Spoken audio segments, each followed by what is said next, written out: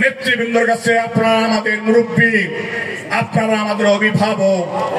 আমরা রাজনীতি করি দেশের মানুষের জন্য, আমরা রাজনীতি করি এই এলাকার মানুষের জন্য, এই এলাকার মানুষের কাজ করার জন্য। আমাদেরকে যেন সঠিকভাবে মূল্যায়ন করা হয়।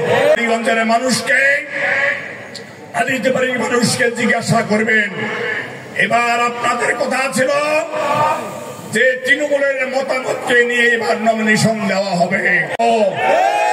আপনাদের কাছে আমার আহ্বান, দলের সঙ্গে আমরা বেইমানি কোনো সময় করি নাই। হাজার লোক এই তুলসিপান্ডার হাই স্কুল মাঠে কেউ বিএনপির সঙ্গে বেইমানি করে নাই, কোনো সময় আমরা দল চেঞ্জ করি নাই। তাই আমার আহ্বান, আমার মিনতি, ফাঁকি দেই নাই। আমি কালীগঞ্জে সর্বস্তরের মানুষকে নিয়ে আন্দোলনে ছিলাম।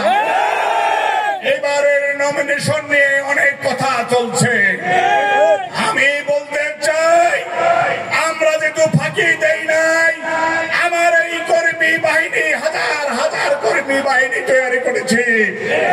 আজকে যদি আমাদেরকে মূল্যায়ন না করেন, আমার কর্মীরা কোথায় যাবে?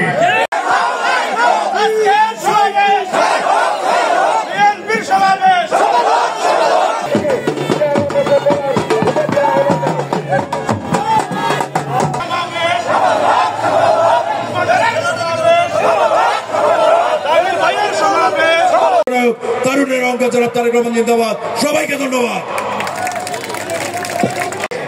এই 31 দফার মধ্যেই 19 দফা লুকিয়ে আছে। মাল হারাম না।